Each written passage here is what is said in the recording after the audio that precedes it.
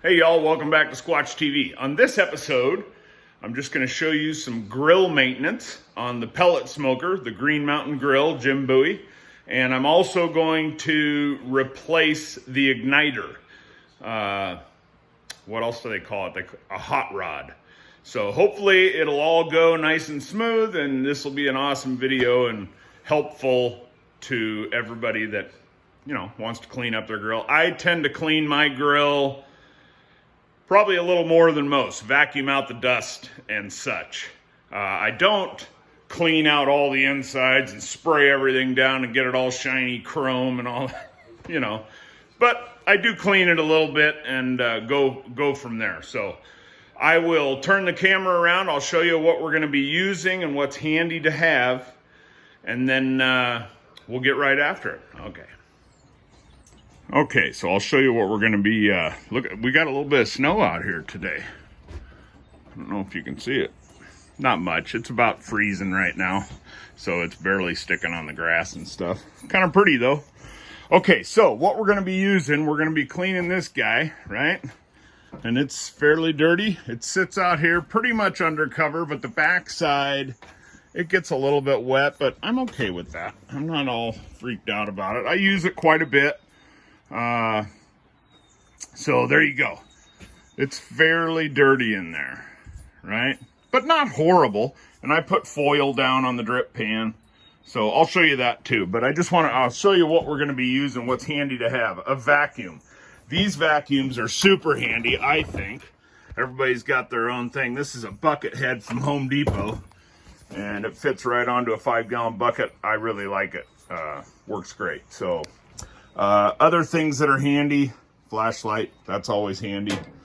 Don't forget to turn off your grill down there, and I unplug it as well. So what else are we going to need? Some things that we might need, we might not. Simple green wipes or Clorox wipes. Paper towels are always a must. There is our hot rod that we're going to be replacing. Little putty knife, right? Scraper, whatever you want to call it. This will work good for getting off any big chunks.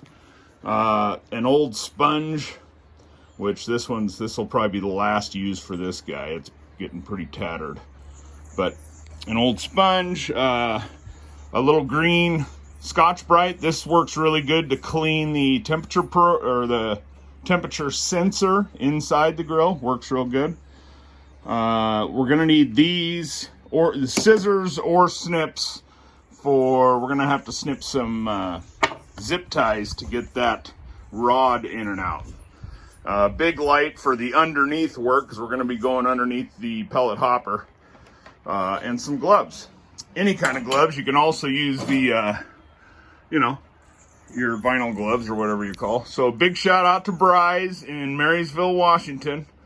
Brian was nice enough yesterday to walk me through what I'm going to be doing to replace that rod, and should go pretty smooth, but we'll see, right? You see all these videos on the internet, a nice new grill, and yeah, that's not this. So, but I'll get the tripod out here and we'll get to work. Okay, so first thing you want to do, get your glove on. Make sure your unit's unplugged, right? So I turn it off, but then I also unplug the end. So if you've ever been shocked, you don't have to get shocked twice to realize it ain't very fun. So there you go. So the last thing I was doing was cold smoking. So I got my tubes are still in here. So I just bang those off, right? So that any of the residue, ash, whatever, goes down onto that drip tray. And then we'll take them and move them away. I have a top shelf here that I use. It's actually the Green Mountain Grill wire front shelf that I put a couple brackets in there and used that, and hung a couple of oven temperature gauges on there. So we'll take that guy out first. And it's not, see, that's what that looks like. I don't clean it any more than that. That's just fine for me. So, but you certainly are welcome to clean it more if you'd like. That's your deal. Some people will say that seasoning's a big part of smoking, and I agree with that, but probably more on my wood burners than I do on a pellet burner. But to each their own. So we'll take out, now's the time that if you got some big chunks on your grill, take a little brush, you know, and just done, right? Take off the big chunks and then take your two grills out. And that's as clean as I ever get them. That's it. So we'll put those guys there. Okay, so now we're gonna I put foil down on my drip tray. So I'm gonna fold up the foil and try to get it into a nice little package so I can get all the, here, let me show you here. Try to show you. See, I got all these pellets from the smoke tubes and ash and grease from the last brisket. So, you know, I got to get all that stuff out of there. I wonder if I can get you close enough to, you don't need to look at my ugly mug, you just need to see what I'm doing. Yeah, that's pretty good, huh? So the easiest way for me to do this is I just come back here and try to lift up the foil. Sometimes it's stuck down there pretty good, and a lot of times it'll rip like it's doing. Can you even see that? See how it's ripping a little bit? That's okay, no big deal. I mean, you're just trying to get the most of it. You're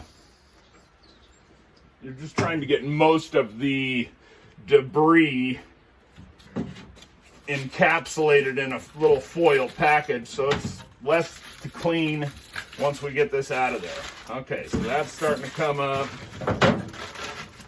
See how you can just kind of roll it together to about the halfway point. And we can come over to this side, and now you really can't see. Hey, I'm not a professional videoer, so, and there's always the option of turning me off. I might do that. Who wants to watch some big, ugly, bearded guy? Well, hopefully somebody will get some use out of this. And I forgot to tell you, another handy thing to have is a little garbage bag, and then I just use one of my pellet buckets that's empty. Handy garbage bag. You ever seen one? Pretty nice. Oh, almost lost you. Okay. I told you we are not a professional rig around here. So now I got most of it out. There's still a little bit, so I'll be careful lifting this out.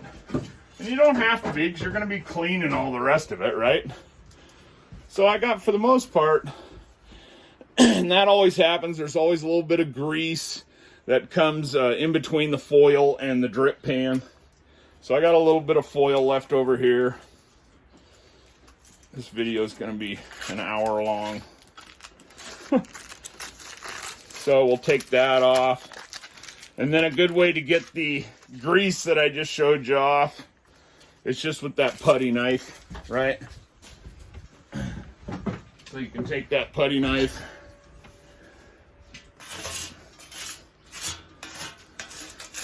and that helps with any remaining pieces of foil too.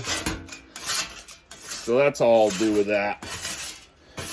And then get it in the, I usually just scrape this off and that's it.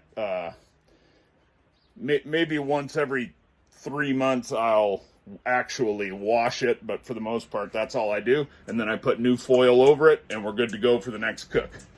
Okay, so I'll put this aside since you know what we're doing there. And now we'll take the, I suppose you call this the distribution box maybe. We'll take this out, and if you hold it flat like this, you're good to go. As soon as you tip it or anything, you're going to have, there's all sorts of ash that is inside the lips on the bottom of this. So if you don't care about the ash going down the ground, you're just going to vacuum it up or blow it off your sidewalk or wherever you are, depending on what you got going on is what you'll do with this. I normally just set it down on the ground, and then when I'm done vacuuming out the cooking chamber, then I'll hit it down on the deck and get all the dust and ash out of this. So that's what we'll do. I'll just set that on the ground, and we'll tackle that in a minute. Okay, so I'm going to get you a little closer here so you can see what we're dealing with, okay? Hold on. Okay, so it's been maybe 3 or 4, probably 3 cooks since I cleaned it. So I got a bit of ash down there. There's quite a bit down in there, you know, maybe a couple of cups of ash, I guess. And the fire pot's full of ash pretty good. So I'm going to vacuum all that out. I'm going to vacuum all this out, right? And then you can also, if you got a bunch of chunkies everywhere, this looks pretty good. Not bad. I probably won't even touch the lid. But if there was more chunkies, you could take your, you know, and do that. If you got some flaky stuff, and you can do the same. I do the edge here. I'll just come along, and because you see that, you know, it just depends on how clean you want to be. You can go crazy. I definitely will look in there, make sure that the chimney isn't clogged up. But it's all looking pretty good, you know. There's a little bit of buildup on the sides, but it looks pretty good. I'll get out all that crumble stuff. And then there's the temperature sensor, right? So the way you deal with that guy is with the little green Scotch Brite is what I use. You can use steel wool or a wire brass brush, you know. So I just go in there and just do that. Bring the shine back to it, and then you got a good, nice and clean temperature sensor. So, okay, so what I'm gonna do also when I replace the igniter, see the igniter down in there? Or the hot rod? So I'm going to get underneath here, and I'll show you all this, so I don't need to talk about it, but anyway, okay, so I'm going to start cleaning this out like I explained, and then we'll get after the igniter. Okay, so if you take a little wire brush, right, that helps get into the nooks and crannies there, and then once you vacuum out the fire pot like I've done, then you can take this and go in and out around that thing. So the little wire brush helps you get that tray down there. You can get the tray there, the shelf brackets. You know, you can definitely spend as long as you want. So far, I got about 10 minutes into this. So I've done my wire brush work. I'm going to hit the vacuum again. I already vacuumed out all the insides, but since I did the wire brush, I'll hit the vacuum again, and then we'll get to putting in that igniter. Okay, let's get after doing this igniter. So there's the pellet hopper. So we're going to go underneath the pellet hopper. Should be able to see that pretty good. Get your scissors or your snips. And here, I'll show you, or try to show you. You can see where, I'm hoping you can see that. This is tough for me to do one-handed. But you can see where that wire goes into that tube underneath the auger tube. So that's where it comes out at. So this right here, can you see this? Yeah, right here. This is our guy. And it comes out over to here. So I'm going to snip this wire tie. Now make sure that you don't snip any, or zip tie, excuse me. Make sure you don't snip any wires, right? So we snip that guy, and we'll pull it out of there. And then we got another one over here that we'll snip. Again, make sure you don't hit any wires. We'll snip that guy and get it out of there. So here's our coming down, so we'll pull it out. And there's, here, I need both hands here, hold on. That's our culprit right there, right? Oh, this is not the easiest for a guy with problems. I got problems, man. So there it is, right? So I'm told if you just twist these a little bit, then they'll unplug. Well, that's not the case. Oh yeah, there it went. But I don't think, see, I think we got a problem now. It's okay. This is how real things happen. Okay, see? That one came out good. Can you see that? So this one is how it should be coming out. That one, the wire's pulled out. So I still have this piece right here. I'm going to have to take my snips or a pair of pliers and pull that out so that the new plugs will plug in. But that's okay. So we got that. And now what we're going to do is pull it out of the fire pot. Okay, so we're back in here. Again, tough to do with one hand. So we're going to pull this guy out. See, it just comes out like that. Now, some of these models might have a little set screw down here or a cotter pin of some sort. This one does not. So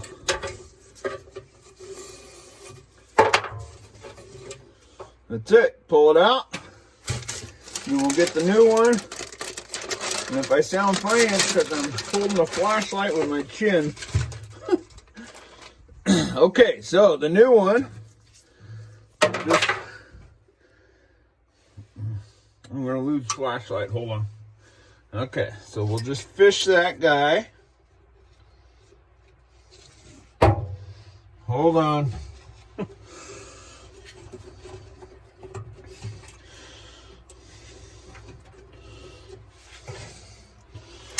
Give me a second. Oh, it's under. I was putting it in the auger. So it's underneath the auger. So down underneath the auger is where the igniter tube is. So once I do that, I'm gonna have to, I think I'm gonna have to stop the video for a second. I don't think I can do this one-handed. I'm trying, y'all. Oh, there we go. I think I got it. Oh, damn it. See, this is real life stuff here. Nothing is usually simple, right? Having a hard time getting those ends into that hole. But bear with me. Ooh, that might help if I just did a little angle on it. See what I did there? So then I can just put it down there. Looks good.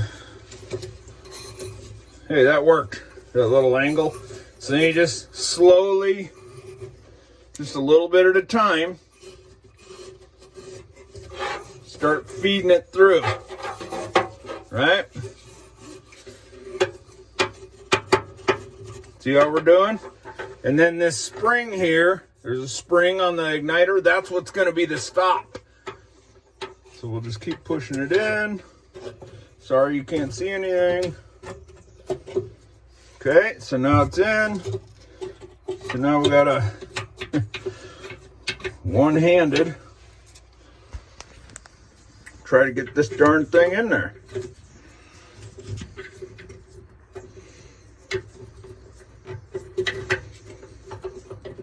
Oh, I thought I had it there for sure. I got it. Let me push that back in there. And see, there you go. So what I'll do, well, I'll show you. Okay, we'll get underneath here. Hold on. Okay, so here's back underneath. And we got the wire coming out that we just pushed out. So I'm going to pull it to make sure it's tight, and it is. So now we need to hook these guys back up. And there's not one that goes with one and one that goes with the other. It's, I forget the name. The term is like dual polarity, maybe. I don't know. Don't listen to me. I'm not no electrician, so. But we still got this little piece of wire that we need to get out, right? That came out of there, so I'm going to grab it with my snips and just try to wiggle it out and see it came right out. That's good. Okay, so we get rid of that. And then we plug this guy in one side and that side. There went that one. You can feel it. And then this one, you can feel it kind of give, and then it plugs in. And there you go. So if you want to re-zip tie that, you're good to go. So we'll bring you back up here. That was pretty easy, I guess. Okay, so there it is. That's the new igniter. Nice and shiny. Won't stay that way for very long. And you just, yeah, so there you go. Let's put the grill back together. And yeah, hold on. I'll get the tripod. All right, so there's the old rod. I mean, it doesn't look all that bad, but you know, it is what it is. I do use this thing quite a bit. If you follow me, you know that. So the first thing we're gonna do is put this guy back in. It's pretty self-explanatory. This is cut out to go on top of that auger tube. So we'll just put that down there. I slide mine all the way to the left and then pull it back about 1/4 inch. And that's where it seems to work pretty good for me. Okay, next we put in I didn't foil it yet, so I'm just gonna do it for camera sakes, and then I'll pull it back out and put the foil on. So then we put this guy in, which on this grill, that hole there, that hole is where your temperature sensor is in the grill. So that's the way it goes. So it goes down on that lip, and then on that lip, right? Good to go. So then we put in our bottom grills. Bam. Bam, good to go. Then we put in our top shelf. There you go. And we are ready to cook once again. So what I'll do